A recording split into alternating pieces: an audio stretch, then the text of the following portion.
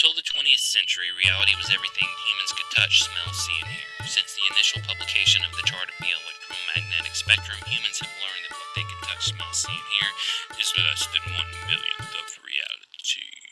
I've got sick kids this morning. Please ignore the disaster of toys. But I wanted to talk about this because it's really important. But from about the time I was 19, so I turned 19 in August of 22. Yes. And I just started college, moved into my dorm. My birthday was right there at the beginning of the school year. So I started college, 19. I went to Georgia Southern, which was a big party school. And I went down there and I had a girlfriend from high school that, in retrospect, I was super attached to. And I kind of threw away my entire friend group in high school for this girl. And don't get me wrong, she was a great person. She is a great person, very pretty, all that. But I realized in retrospect, after I've gone through some trauma healing, that I was simply seeking to find a mother figure because I lack that. But that caused me to seek out certain relationships and to be in relationships I probably shouldn't be in or far longer than I should have been in. So, that was a learning experience. But we went to college and she immediately, started doing the thing. Sleeping around, cheating on me, all this stuff. And I was devastated. I took it really hard. I mean, this is like my first week at college, man. Moved away, 3.5 hours away from home. Only knew a handful of people. And, it was tough. I was very depressed. And then I got anxious. And I had dealt with some depression before, but it was nothing too bad. But the anxiety I had never really dealt with, and it hit me hard. And, I was depressed from like 19 until like 25 when I came out of that darkness stage, right, that a lot of us go through. Like the atheist stage where you're questioning the basic stuff. Like, how am I here? Is there a God or not? Right? And a lot of people that age get sucked into the atheist crap and all of that. And I did, but it was part of my learning experience. Because once I accepted God, the depression went away. It just went away. I haven't been depressed since. No matter what's happened. I've gone through some shit, folks. But then the anxiety really kicked into high gear. When I graduated college and I really got into the workforce was in 2008 in the financial sector. Well, if you're old enough to remember 2008, that was a rough time. And my parents had a restaurant and it failed. They almost lost my childhood home, which is like 20 acres on a lake. And it was a rough time. I was also going through another relationship thing where I'd met this girl at the end of my college. We had talked, all of this. Really hit it off. Again, thought I was going to marry her. But lo and behold, you know what? I found out that she was engaged to a dude already that was super wealthy. In the town we live in, the uncle and then the dad was involved, but they were big commercial developers. Millionaires, lived in a big estate, all of that. But she was engaged to this guy. But yet she was messing around with me, telling me she loved me. So that broke my heart again. But instead of depression, I experienced it was grief, but it was severe anxiety about my future. Oh God, I'm never going to meet a girl and get married. Blah, blah, blah. Ever going to have kids? Blah. Well, now I've got 8 million kids, so it was pretty pointless to worry about. But during the times of anxiety, even depression, so many different doctors and so many different SSRIs. SSRIs never worked for Kyle. Either I felt nothing, either I felt like I was a literal zombie and unable to think, or it made my symptoms way worse. Right? And all you hear, you got a chemical imbalance in your brain and this, that, and this. And I finally solved it after nearly 20 years of dealing with anxiety. Irrational anxiety most of the time. High levels of anxiety.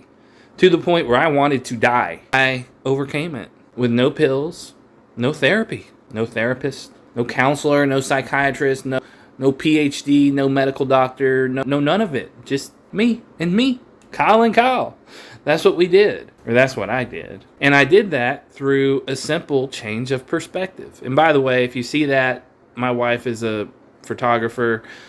We live near Sonoya, Georgia, which in the Trilith Studios that does all the Marvel stuff. And that's where they film Walking Dead. That's still there, by the way, if you remember that scene and all of that. But I don't watch that stuff anymore.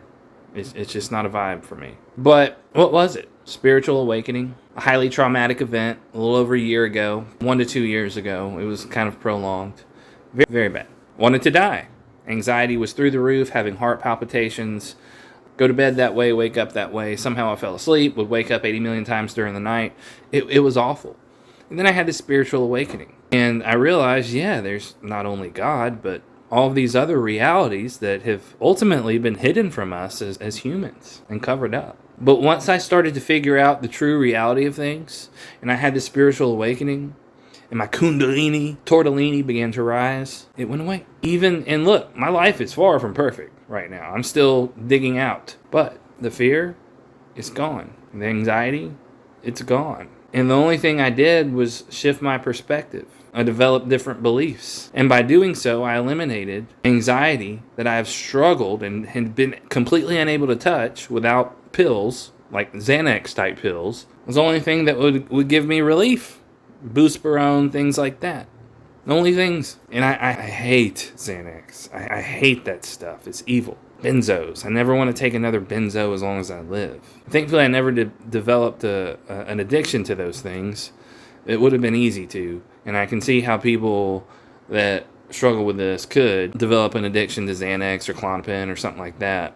Any benzo. But, yeah, man, that was it. But yet you have, and I look around the world, and I see all of these people that, God, are so medicated and run to these academia-trained professionals. But yet, for me, it was just a change of perspective. It was a dramatic change of perspective compared to what my perspective was before. But today, it's changed. And I've realized that this anxiety that I went through, the depression even, but the 20 years of anxiety, also self-medicated with weed, right? I was trying to escape the feeling. And I'm not telling you not to smoke weed, but for me, it was a crutch and it was bad and it was negative. And I've realized that it was just one big teacher. I had to figure it out because this perspective change is key to everything. Sure, it eliminated this symptom I had of a bad perspective.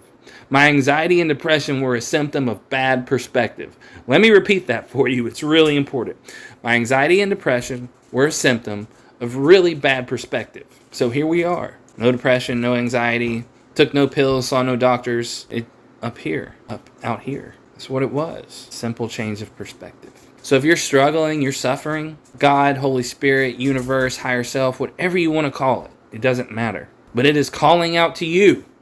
And it is saying, Kevin, you got some ish going on. And it's due to your perspective. Don't mind the hole in the wall. We're doing some repairs, electrical repairs. Had to get in. But that's it. It's your higher self, it's Holy Spirit, it's God, it's the universe saying, yo, Kev, Karen, wake the up. Change your freaking perspective.